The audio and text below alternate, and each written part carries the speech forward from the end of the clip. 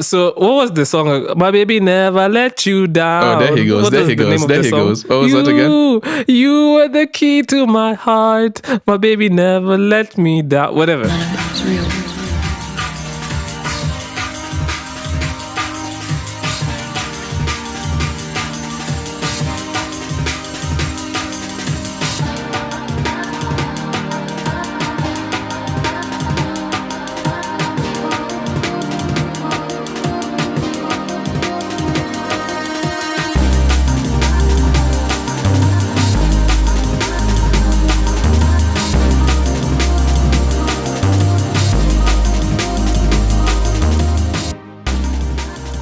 Yo, what's up, and welcome to episode 47 of the 30% podcast, hosted by yours truly, Afam, and my co-host, Sam, aka Sam. the boy from... why am I The calling boy you from the the boy six. again? It was I can't it was remember. a joke but of last podcast, but obviously we've forgotten about it. oh, so it was a last podcast thing. We Anyway, have forgotten aka about it already. Jedediah. What's up, Sam? Jedediah. I've been thinking about changing my my Instagram handle name because I don't know. I really was like, for an hour I sat there on Instagram putting in different things on Instagram trying to see what's better. Oh my God. I've just realized why your name on Twitter is RAL. Oh, yeah, I can say it. RALTTP. It's lit. Oh. It's never. I've never put it registered together. why that is until now. Yeah, so I don't know. I'm trying to figure out so whether I should slow. drop that whole brand, because I tried. Someone was trying to. Nah, I think I it's logged fire. onto someone's live, like a friend's live, just for some support. You know, you support your friends, and bro wanted to shout me out. He tried. He tried saying the name. After like 5 seconds, he let it go, and I felt some type of way about that. So I might need to rebrand, or maybe not. I don't know. Let me know. What do you think? I don't think you should. It's so long, though. We'll leave it to the. We'll leave it to the audience to decide. Aside from that, Sam, how has your week been? How has the week been? It's been okay, I guess. It was not bad. Yeah, not very productive. I'll be honest with you. I have oscillated between productivity and not productivity and unproductivity. But yeah, it's been cool. I went and collected my award. Okay, I collected my award for the 48-hour film project, which was fun. A lot of people are making it out to be more than. Congratulations on that, by the way. Yeah, that was. Sam was the sound engineer for that. And scorer.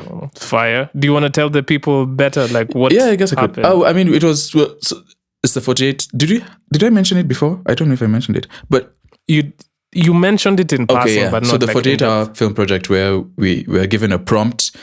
Prompt being what the film is about, and then we have 48 hours to write everything, shoot everything, edit everything, and give it a final product.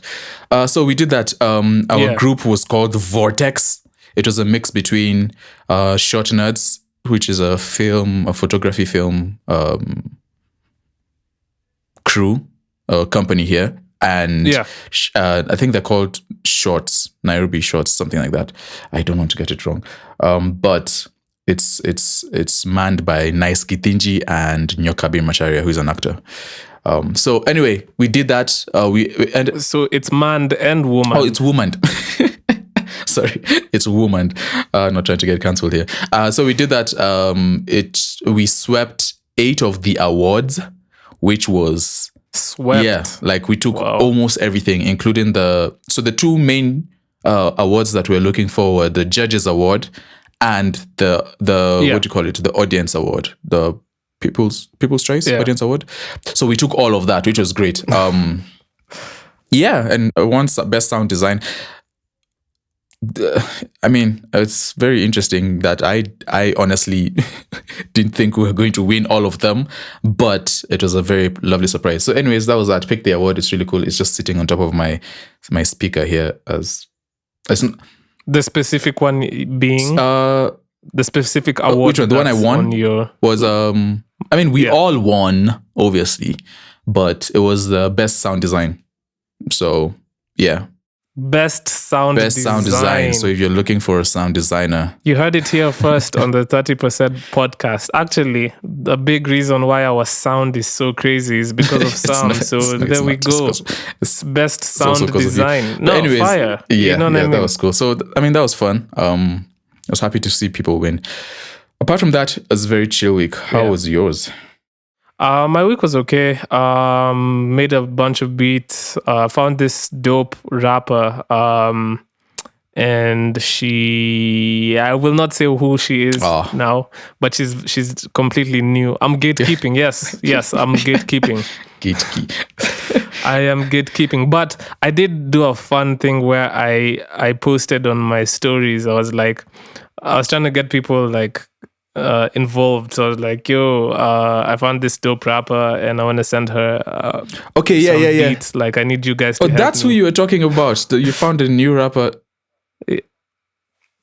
She's fire. She's really fire. Bro, share, dog. What are you doing? I will. A Kenyan? In due local? Time. Huh? She's local? No, she's not. She's not local. Okay. Yeah. Okay. But she's really dope. She's really talented. So just been trying to see if I can send some beats her way. Pretty exciting. So we'll see. I've been really in that like Memphis bop type of vibe. So I've been making a bunch of those type of beats. Yeah. Aside from that, no studio time, no special studio sessions. No, didn't really have a special studio session that I can recall. But yeah, aside from that, I guess we can briefly mention, on the topic of awards, since you guys won an award. Oh yeah, the People's Choice Awards happened at the time of recording last night, but when you guys listen to this podcast, it happened on Saturday. Over the weekend. They did happen last weekend. Yeah, last weekend. Yeah. Unfortunately, Sam and I couldn't attend, but we just wanted to say congratulations to every single person who won and every single person who was who participated. Who was nominated. Who was not elected, nominated. Yeah, nominated. Elected, like it's elections. Again, would like to extend thanks to the People's Choice Awards for even considering us when it came to, having us nominated in the Podcast of the Year category. And also to everyone who voted. And everyone who voted. Thank you guys so much. Yeah. Oh man, how can I forget y'all? Appreciate it. Aside from that, this week was dope as well because we released the podcast with Kinoti and Ethan. Two very, very promising, very talented young men. Yeah. It was a good conversation. It was a really good conversation, and one of the first of its kind on this platform. So, that's really dope. Shout out to them for coming through. So aside from that, I guess one interesting thing that caught my attention this week was an article about Nadia Mukami that I saw. Yeah. So last week we kind of covered that she released a song with Darassa, who I believe is from Tanzania. Yeah. Right? Are all Tanzanian artists bongo artists? Because I feel like those two go hand in hand. No, definitely not. I feel like that would like they have a bunch of different genres that like bongo is not the overall term for. No, I think it's the biggest one, but it's like Nigeria and Afrobeat. Yeah, it's like saying, is the only thing that goes on in Kenya genge or gengetone? Is that even going on? Anyway, that's a conversation for another day. Yeah. So we reported that she released a song with Darassa called Siko Sure. And I'm seeing this article on just her frustration over the collaboration. And the frustration is that Darassa hasn't really helped as much when it comes to promoting the song. The song, yeah. Yeah, so from what I'm reading, so a lot of Kenyans as well have expressed their discontent with certain TZ artists for their perceived lack of support and promotion after collaborating with Kenyan musicians. This recent collaboration with Darassa and Nadia Mukami being the most recent example. So they're saying that, so a lot of Kenyans are saying that artists from Tanzania deliberately do this. Is it Tanzania or Tanzania? May I say Tanzania, but I think it's Tanzania.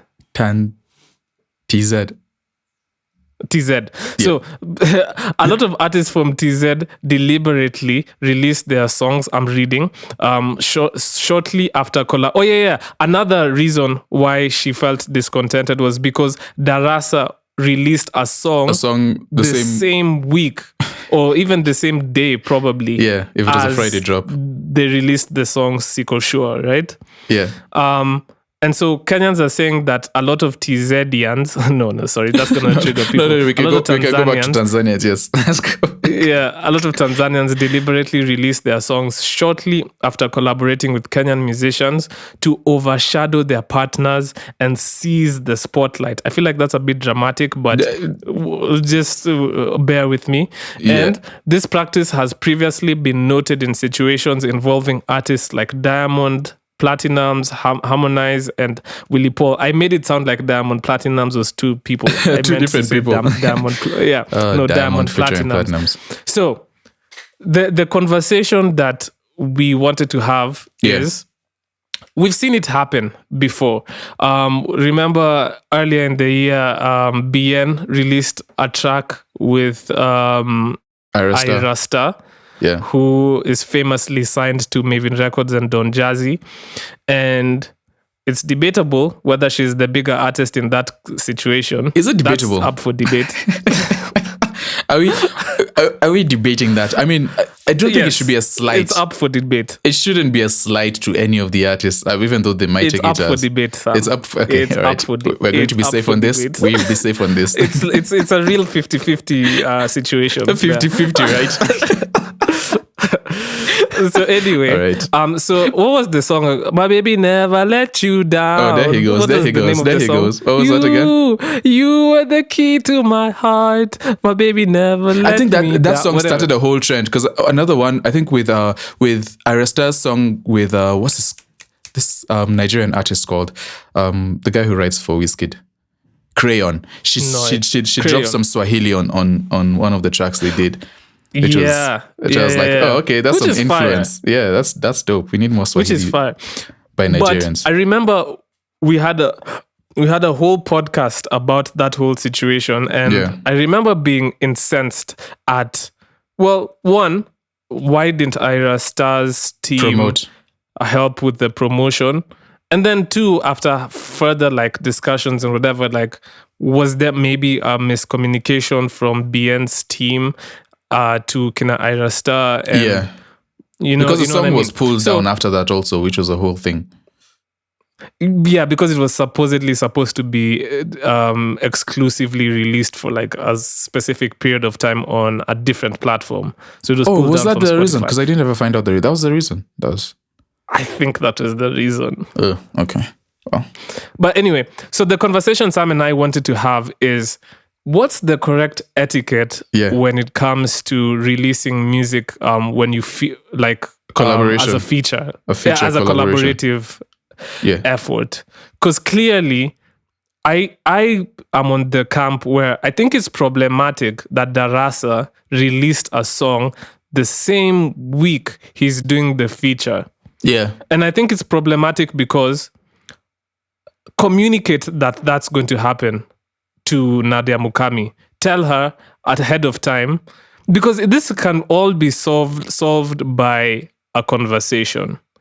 Tell her, by the way, that date that you've picked out for our release, I'm releasing something around that time.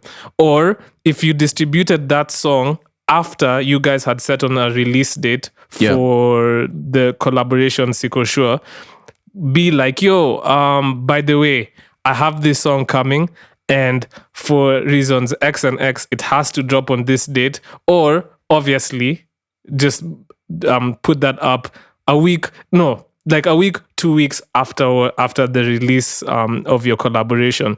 I personally think it's disrespectful. Why do I think it's disrespectful? Because in the music industry, Sam, as we both know, this shit isn't about the music as much as it's about the marketing and the promotion of it. Now, when you are releasing 2 songs on the same week, your attention is going to be halved.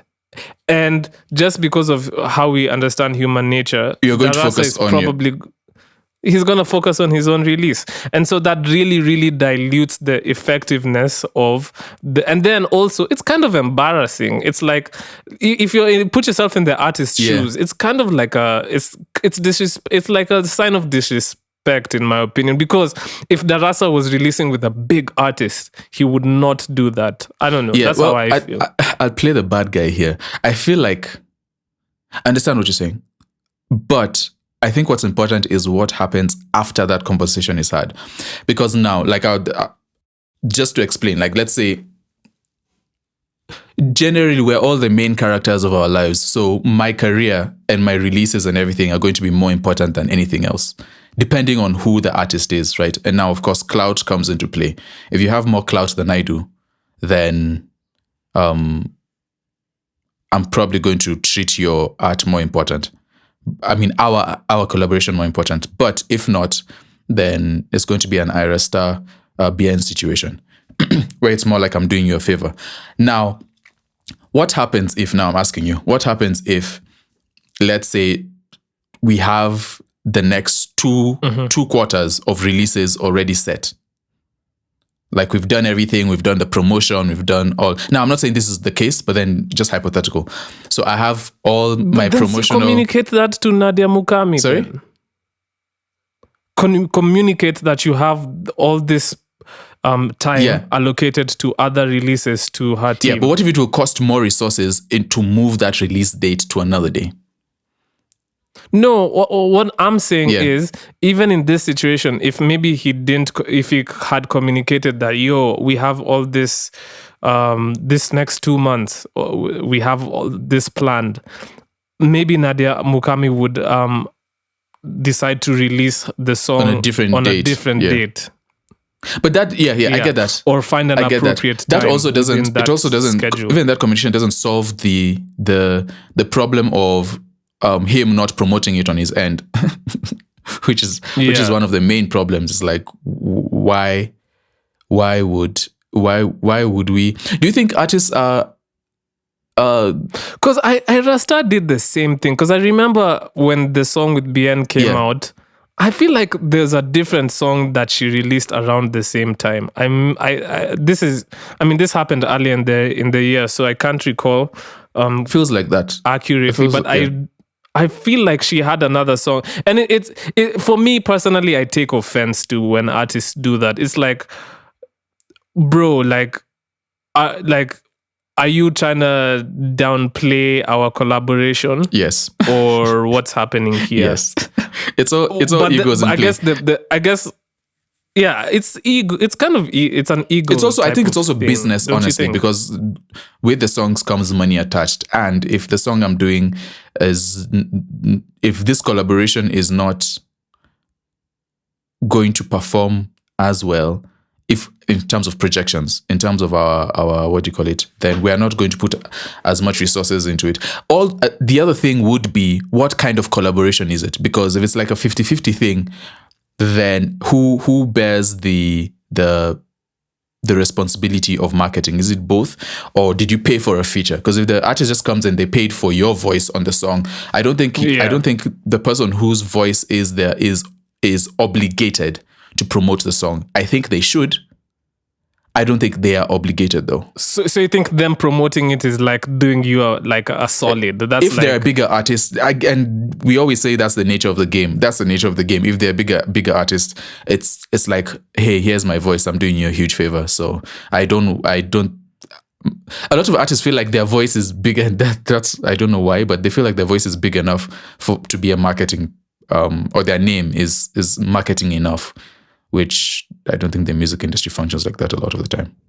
But anyways, I do understand that communication. You have to communicate that so that I don't find out on the same day that you released another song. I mean, the only time it doesn't make sense is, I mean, the only time I'd be on the, well, quote unquote, bigger artist side is if the smaller artist doesn't communicate appropriately and their team either rushes the release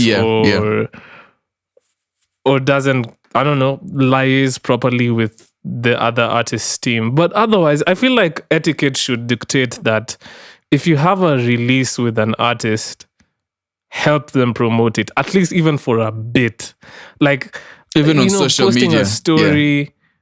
Posting a story, doing something like that, those small things, especially if you're a bigger artist, they can really help a smaller artist. Yeah, don't come at this from the place of being a good person, though, because not everyone is a good person. So that's true. That's what people have to deal with in the studio. Or somebody has to make sense for them business. And that also happens with producers too. I feel like it's just, but maybe that's a conversation for another day. But then I've been in releases where, like, I find out that a song I produced has been released from other people, not even from the team of the person I worked on. And it's almost the same thing. It's like, it's just etiquette of, hey, listen, the stuff you worked on is dropping. Let's work together on trying to get it. But then when you feel, when you're more disposable, when you feel like the other side is disposable, you don't feel the need to do that, which is a huge problem, I guess. Yeah. It is problematic, to be honest. Communicate. I don't know. We'll see. Communicate, man. And like at the end of the day, like even the feature that you've done for the artist, like doing well, it still reflects on you. You know what I mean? Like you're part of the success and the failure of that specific song. I think so. Well, maybe not so much the failure, because you as a bigger artist already have your fan solidified base and whatever. Yeah, but the success of that song also, it contributes to a little bit of your success. You know what I mean? True. It's just like when these big artists we see, like the J. Coles and stuff, when they do features, man, like even if they're doing it for a way smaller artist, man, they still make sure to like come correct go. Yeah, I feel like that's a personal thing. You know? it's people being maybe there's also something that the label or whoever is in charge of that artist knows that they will benefit from that. Wait, what do you mean? Like J. Cole doing, for example, he's been on a feature run, an incredible feature run. And he did a song 4 years. A couple of songs back. He did a song with I think it was a Korean rapper. I'm not sure. And he still bodied it. Yeah, he still bodied it. Now, him going as far as he can to make that song the best it can does well for him also, because Korean fans are now looking at him like, oh, he went. It's a backwards marketing ploy. He went this far for a Korean artist who essentially, I mean, he's like top. He's in so many people's top 5 rappers of all time, right? But he did this for our people. Now I'm going to, it's just more of a fan base to collect. So I think that also plays in it. Sometimes whether people respond or not depends on what they can benefit from it. Other times it could just be that the management dropped the ball, honestly. So yes, which I agree with. But this is a question. Paying for features, because a lot of times when you pay for a feature, right, it means that you guys don't really have like that solid of a relationship. Is it? Yeah, because it's like, I don't think so. I think because if you function as a business, you're a business, and if someone comes up to you, or rather, if you'd like to think you're a business, if you function as one, if someone comes and says, "Hey, we want your services," you're going to be like, "Pay up for it," whether we're friends or not. Okay, that's how things function. Okay, maybe I'm not wording it right, because you're right. Because even if you have a relationship, there's the whole business aspect of things. And obviously you're going to pay. But I feel like there are certain artists who don't really have strong relationships with an artist, but you really want them on your song, right? So you're just going to reach their management, reach their team, and then they'll tell you the rates. You pay their rates. They probably send in the verse. Because a lot of music nowadays isn't made like together. Like, you know, you just send it to A, and then the engineers will do their thing, right? Okay, so I'm talking about that specific scenario, right? Okay. Do you think it's not the best thing to do? Because, okay, one, it could help you as a smaller artist, because you're like, oh, I'm side by side with a bigger artist who has a big, so it gives you more credibility. Yeah. But the problem a lot of them run into, like, even if you look at in the underground scene, that's a bag for a lot of like the underground rappers. So a lot of the underground rappers will post on their story, they'll be like, I'm doing opens for $150. And so smaller artists and stuff like will be like, oh, I can afford $100, $150. So they'll pay.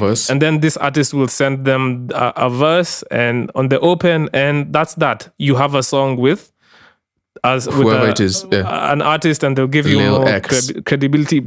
The problem is that artist will absolutely not help you when it comes to marketing. And that's the thing, because I mean, if he's doing 5 of those in the span of a month, like, that's extra on his team to post. At the grand scheme of things, is it worth it? For who? For the smaller artist. Well, yeah. I mean, the goal is the goal, right? The goal is, let's have this bigger artist because it's going to do something for my fan base. So it's worth it. It's just, I guess, more. It's just not a nice thing when you pay up. And music it's not like a product on a shelf. It has a lot more emotion, and it's more personal, I feel like, right? So the artist will feel some type of way if Afam is like a huge artist and I've paid for a verse.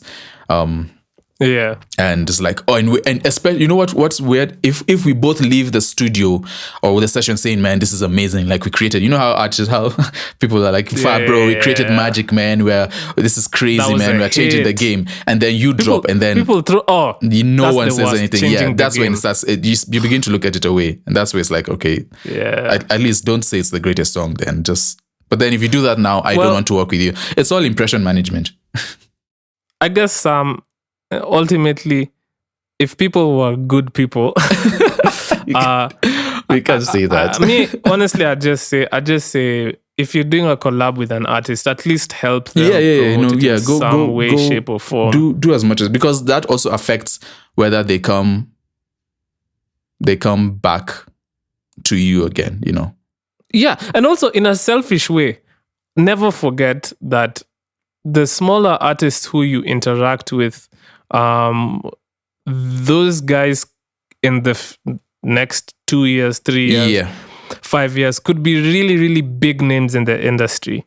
And those people always remember, like Nadia Mukami will always remember this interaction. You know what I mean? Like, it only serves you well. And I know it's kind of weird. It's not the best way to think about things, because it's like, it's kind of selfish. You're like, oh, okay, fine, I'll be nice to this smaller artist because of the eventuality that they become big. They'll also do the same for me. But it is a reality. You never know who's gonna become who, especially in the music industry. Things are always shifting so much, and people never forget, Sam. It's the golden rule. People never forget how you treat them, especially when they are on the come up. Anyway, I don't know. That's just my 2 cents. What you would like them to do unto you. But sometimes people just, I don't care about you doing good to me. I don't know. I guess so. Yeah. Prayers to everyone involved. Especially Nadia Mukami. Blessings to everyone involved. Yep. In the news, Sam, there's some big news. Into the news. There's a new big association that has been formed in the Kenyan industry. Yeah. Which, it's another person to hold their feet to the fire whenever exactly things don't go right. Someone else to blame. Yeah, there's somebody else to blame. Someone else to blame. But this is fire. We're talking about Reich. Reich sounds so abrasive. Reich. It's very tough on the ears. The recording industry of Kenya, which is what is it? Is it an organization? It's a new trade association is what they call it. What does that mean? An NTA? Yeah, so it's the head of, rather at the head of that is a very well-known, I think, a very well-respected producer in the Kenyan industry. He's been around for years and years. Yeah. It's actually someone I'd like to meet. I've blanked out on his name. What's his name again? Eric Musyoka. Yes. I was like, yes, very respected, very well known. I'd like to meet him. What's his name? Eric Musyoka, he's Just a Band. He's the one during that period where Just a Band blew up. He was behind them. P Unit, so he was behind them also. He's the chairperson. Sorry? He's the chairperson for Reich. Yes. So yeah, I was getting that. So he's the chairperson. He's the person at the head of the Reich. And then he pulled in a bunch of different board members. We have Bien, which that's interesting because Bien has also worked with Soul Generation, so they have that sort of knowledge on there's like different aspects. Susan Gashukia Opembe, not very familiar with her, but then she's on the board. We have Laverne Thomas, John Katana, and yeah, just a bunch of different people who are come together. Obviously, music based. Don't forget Sony Music's managing director for Africa, Sean Watson. Yeah. That's Sean Watson is like the most the most industry name I've heard. Sean Watson. Yeah. So it's a really cool. It's a very Sean good, Watson. If you're listening to this, we fuck with you. Sorry. Go ahead. We have a thing on this podcast where we need to stop hating on people's names and trying to describe. Let's just leave people's names alone. I don't think it's beneficial. Maybe it is. So Sam, what exactly is Reich going to do for us? This recording, what do they call themselves? The recording industry of Kenya. Yeah. So I think the idea now, I think the idea is based off wanting to I think it's, if you ask me, I think it's based off frustration, a frustrated person in the industry who's been around for a long time and has seen the industry with so much potential, with very talented artists and the ability, the know-how to get to where it is, but it's not getting. So he's like, all right, in my mind, he's like, all right, I know, and I've been waiting for this for a long time, right? We usually wait for the OGs, the people who have been in it for a long time to stand up and do something. So it's like, okay, we need to build. One of their focuses, I guess, reading the article, I don't want to read the article, but one of their focuses is trying to figure out systems to put in place, which we've talked about a lot.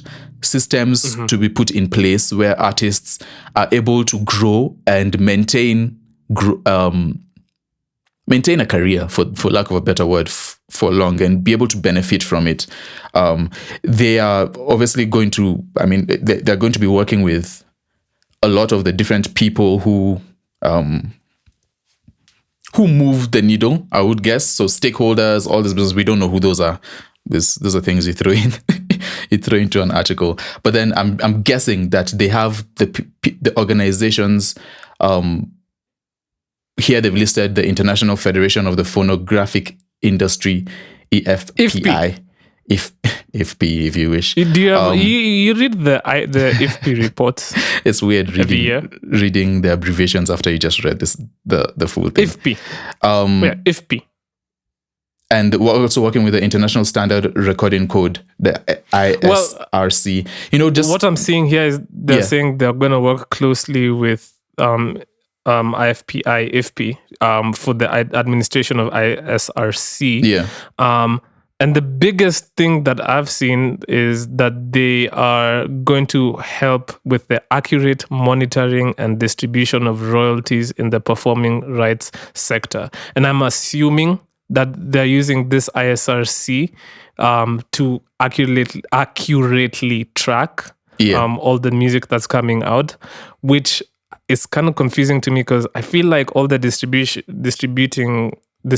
companies are really already do that, and especially since a lot of the newer artists are moving towards independent distribution rather than the different but boards. Anyway, if they have the systems to accurately like track and then figure out what royalties need to be distributed to who, then I mean that's better. I wonder, so how, for me personally, the main question is, okay, you guys are doing that, so how does that affect the artist? Like, am I going to see better and more accurate payouts for my music? Yeah. You know what I mean? Yeah. That's ultimately why I care about this whole if thing. We're being honest. It's really interesting. I mean, he's been around for a long time. So by him, I mean Musyoka. He's been around for a long time. So he would know all the... I'm sure he's had stories from artists and all that business, trying to guys who have been finessed out of their royalties and all that stuff. So he would know. I would think that the best, I don't know whether it's okay to say this, I might edit this out. The best way to go about it is not even to overhaul the system, it's just to create a new system that artists can rely on, right? So saying you're going to go around and collect the royalties better, that just doesn't ring as the best solution for me, because politics is going to politics.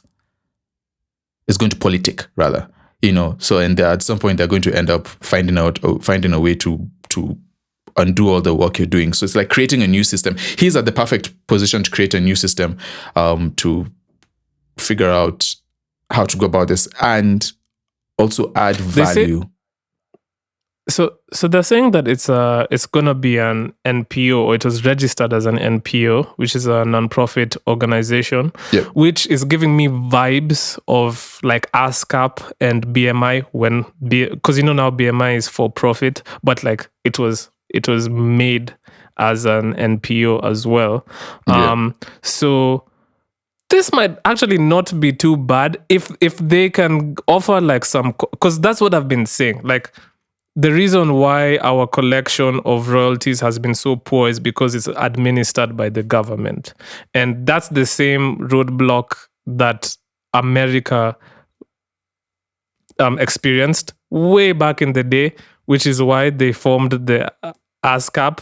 And then after that, and ASCAP was obviously privately owned and not affiliated with the government as such. And that's always better. It's always better when it's just not linked to the government, I think. But so I guess it's good that this is happening, and because at the end of the day, if more people want to be associated with Reich, sign up for Reich, and less people are inclined to sign up with the Kikobos and whatever, it also forces them to become better at administering and monitoring and just like collecting royalties, right? So everybody has to up their game essentially.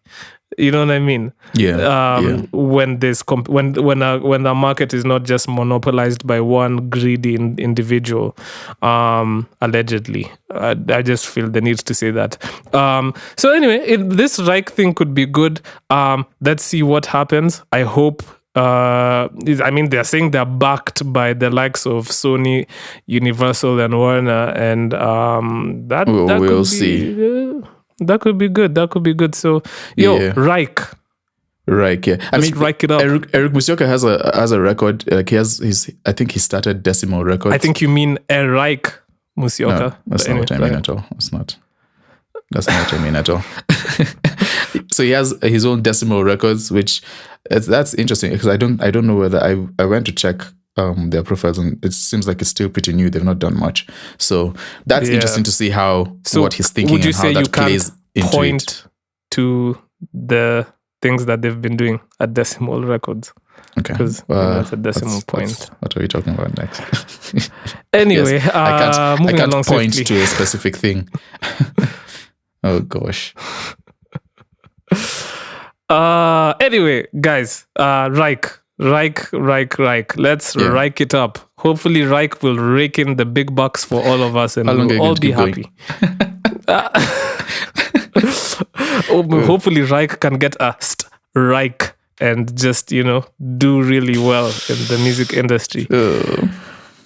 Moving on from Reich, please, yes, thank you.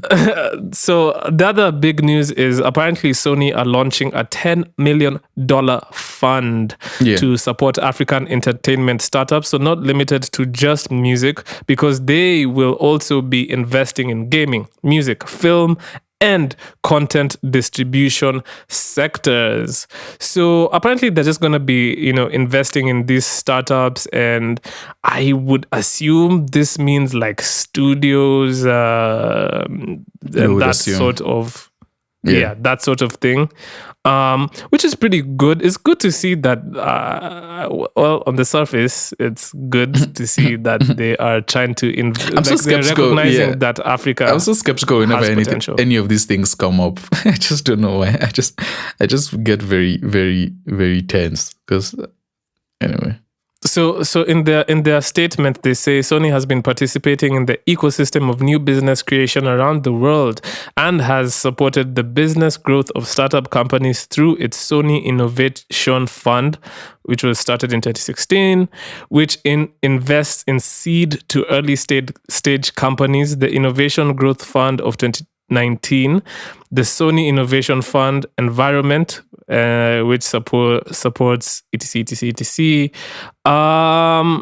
So yeah, it's a bit of a vague kind of thing. I'd like to see more like targeted, and like how can we apply for, like if now that we know this is something that they're doing, like is there a place where you as a entertainment startup can go and apply and see what happens from there? But I mean, it's news to keep your ears peeled to. For sure. Listen, Sony are clearly investing in the space, and African you never know. African entertainment is really it's on the rise, I guess, in terms of attention. We're starting to pay. People are paying. I mean, in the public square. I read a discouraging article though. Sorry? About the African space. I'm saying I read a really discouraging article about just like, especially with the African music scene, like we're growing, but we're not growing fast enough. So it's going to take years, man, till things really, really pop off over here. And what if in the middle of those years, a different continent comes out with a sound that they like? Oh, that would be so bad. Hopefully not. Let's hey. While it's here, we get it. Okay. I don't know, man. Yeah. Anyway, keep your eyes on that. You can find that article in Music in Africa, written by that specific article written by Peter Choge. Yeah. The music industry releases music because it's the music industry. And so there was new music that came out this year. Go over new music. I mean, this week. What did you listen to, Sam? Music. A bunch of music dropped. Cardinali dropped Legit. The Cardinals. Waku. Yes. Trying to see who that was produced by. Oh, we weren't told. Okay. So that's that. Fee. We talked about. We talked about. Wait, who was it? Who was it produced by? It doesn't say. It doesn't say. It still doesn't say. In 2023, it still doesn't say. Imagine. Fee dropped a project called Tattoo.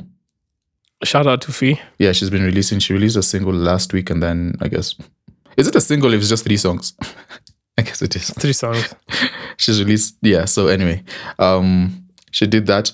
The boys, we sat down with them. We had a really good talk with Ethan and Kinoti. It's really interesting. Kinoti and Ethan, yeah. Yeah, sitting back and I really like that, sitting back and listening to not just the basic interviews, but then artists' minds and how they're thinking as they create. Yes. So that was really good. They talked about the song that they were releasing in that interview. If you want to not if. Go back and listen to it. Please and thank you. Go back and give it a gander. Yeah. So they talked about the song. They're working on music together. They released a song called Gioni. And they're also working towards their event, which is happening this Friday. Yeah. Echoes is what it's called. Yeah. So it's what you expect from them. It's very croonish, very, very emotional and everything. It's a good song. Yes. Who else? Azawi dropped a project called Sankofa, if I'm not wrong. And she had featured both Sauti Soul and Ben Soul on it. So that's interesting. Nice. If you rock with those, go give that a listen. Those are two generations of the soul, guys. Yeah. That's actually true. Maybe Nviri should have incorporated soul into his name. What if all the... oh man. You know what I'm going to say, right? What if all the soul generation signees have to, as part of the contract, you have to have soul in your name? Like now, Analokanga signed for Sauti Soul. Because soul gen. So now she has to be called Kanga Soul. That would be so bad, man. That would be horrible. They shouldn't do that. That would be hilarious. Yeah. That's the type of stuff that I would love to do. No, if you want to join my thing, you have to change your name. Man. No one is going to sign up for your whole joint, man. You can't do that. So yeah, go check that out. Yeah. Saru dropped Moji Shot Baba and Muhanji dropped a song called After Church. Nice. The gospel part. The gospel essentially, it's what's the meant to be overlooked church, sometimes. So it's good to talk about them. Let me see who else. I just have to mention, this isn't Kenyan, but Ice Spice and Rema should never collaborate together again. Stop. And I know hating. we talked about critiquing. That joint is stuck in my head already. The hook is stuck in my head, and I had it probably once or twice. Come on, guys. Well, what were we doing here, man? It's pop. Ice Spice is trying to disassociate us. Ice Spice is disassociating herself from hip hop. She's trying to move into a bigger brand, which I think is a smart move. Speaking of Ice Spice. Oh no, go ahead. Sorry. Rema is Remaing. That's what I was going to say. Speaking of Ice Spice, she just reminded me of Sexy Red, who, by the way, is pregnant. So congratulations to Sexy Red. I'm using my platform to congratulate her. I know she will never listen to this. Why is this important information, Afam? This is important. Congratulations on you being with child. Anyway, moving on. More Kenyan music. I don't know what to say, man. Why? Okay. Why did you feel the need to bring continue that?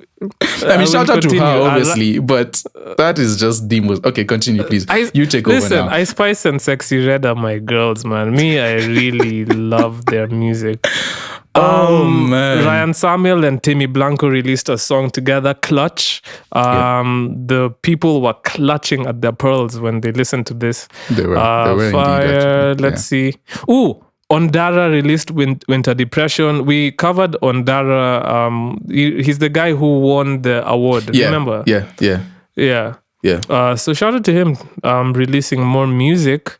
Umoja Sounds and Mutoria released a song, Mutoria which is Private really School Amapiano. Shifting, he's really shifting into an artist now. Like, yes, which is... It's cool to we don't really see that a lot. I mean, we've not seen that a lot here, so it's interesting to just watch and see how it works out. Shout out to him. I guess the other song that came out, Big Yasa, Mad Clan, they dropped Beat Ya Drill. I know Big Yasa and Spinks Mafia are getting ready to, they're getting ready to release something, so let's keep on watching. We're about to drop information that you didn't think was out, was supposed to be out. I was, so I just had to keep it vague. I had to keep it very vague. Oh man. Let's see. What else? Sam. Yeah. I personally want to play this song by this Kenyan artist who I found over the weekend. This Kenyan artist, Sam, is really amazing at making music. This Kenyan artist, some might say, is one of the biggest names in the music industry. Yeah. One of the hottest things in out. general. just globally, bro. Like, she has been making like major moves. Yeah. And she is as Kenyan as they you get. are. Because no, but listen, seriously though, she is Kenyan. And so we can play her. And me and Sam had a back and forth about whether we can or cannot I know. play her. Like, I mean, it But makes she sense. is It Kenyan. makes sense. All right. It makes. We're talking about Her mother is Kenyan, so she's Kenyan. We accept her as being we're talking about Kenyan. Pink Panthers. Like, We're talking about Pink Panthers. so it makes sense because I mean you have Kenyan roots, so we're obviously good. Because I mean the platform. So we try. Our goal is to promote Kenyan music. But that gets blurry when you're a Kenyan, but you're not in the Kenyan industry per se. You're in the global industry. No, but she is Kenyan though. Like you hey, listen, I'm not mad at it. I'm not mad at it, bro. She's Kenyan. I'm rocking with it. Like her mom is Kenyan, and by extension, she didn't start getting into what her mom is and what her uncle and aunties are, and starting to prove that. What bottom line is, we all accept Barack Obama as being Kenyan, right? Yeah. That's our guy. Barizi is our guy. So is Pink Panthers. Yeah. So guys, she announced. She announced a project that she's working on, and of course everyone is super excited about it. I really like the album. It's called. Too. It's kind of crazy. What is it called? The album is called. Is it Eternal something? I don't know, man.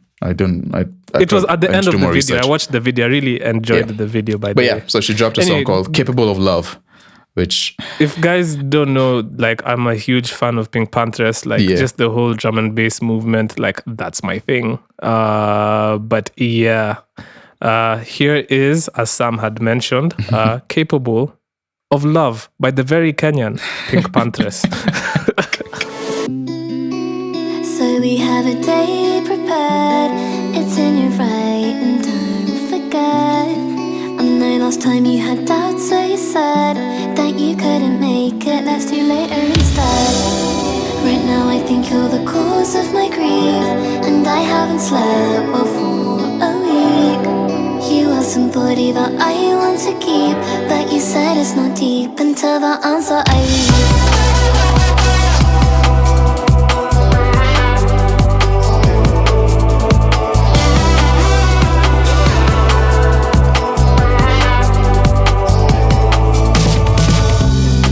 It's weird how people still think it's pretend. The bond between us doesn't end, but they don't know the long distance we went, the one that we'll put behind us now that we're more than friends. I always wondered if we passed on the street, and I still never asked you yet to meet. But there's no other place I'd want to be than sat here replying to someone on a screen. I think I need a picture 'cause it's never enough to see you smiling in my mind when I lay still in the dark. It starts with you, starts with you. I'm obsessed with the idea that one day it breaks up, 'cause after that I know I'll never be as capable of love. After you, after you.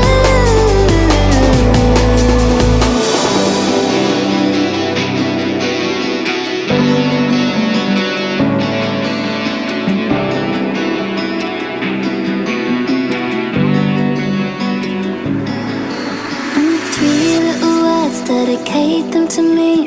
Please make them personal, then say them to me. My focus is everywhere, I'm not listening. I got a reading on my palm just to see. Don't you feel everything you're supposed to?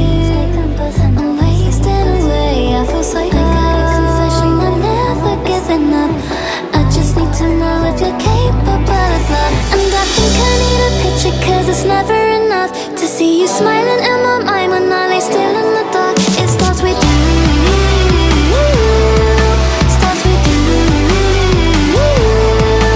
I'm obsessed with the idea that one day it breaks up, 'cause after that I know I'll never be as capable of love. After you, after you.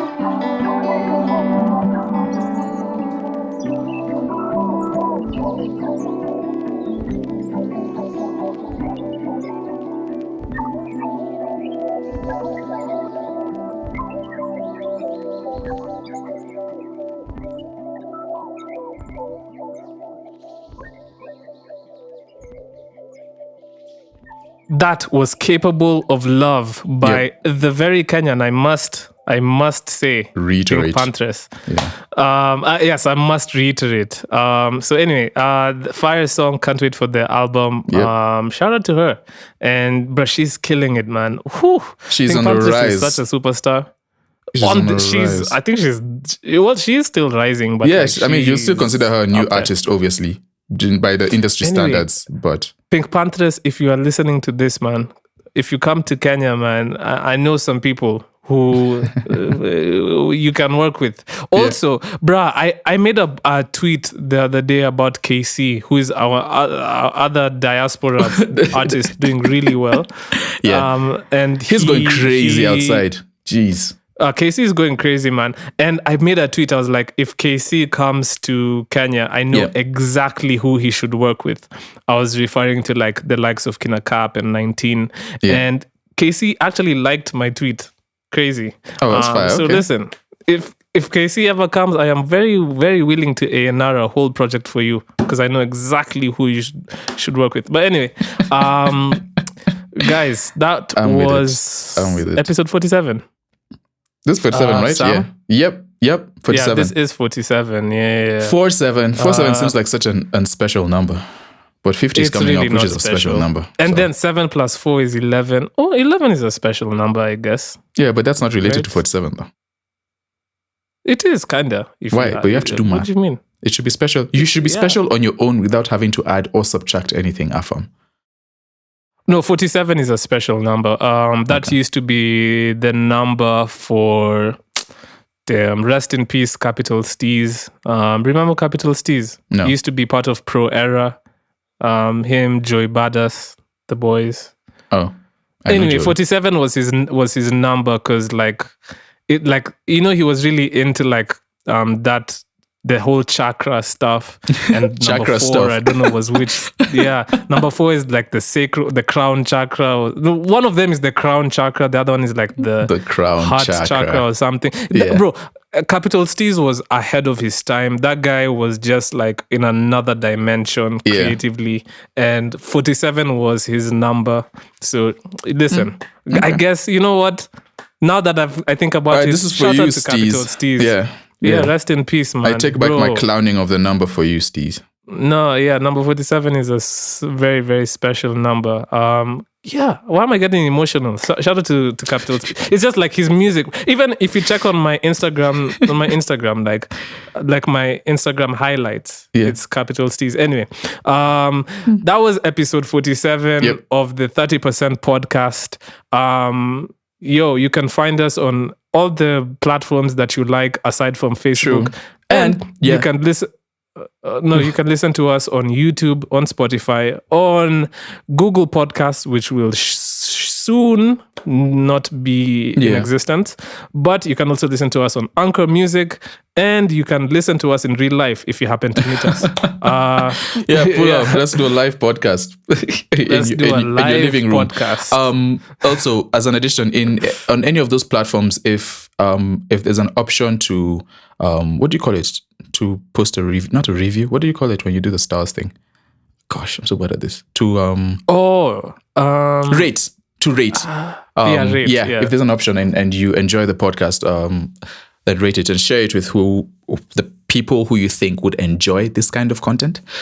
We talk about the Kenyan music. We want to bring more light to the Kenyan music and the Kenyan industry, and just elevate art here, which is part of the Kenyan space. Yeah, in the Kenyan space, our goal. Alrighty. Yeah, we shall meet you guys, bro. We're really, really zooming into episode 50. Yep. But we'll see you guys on episode 48. 48. Laws of Power.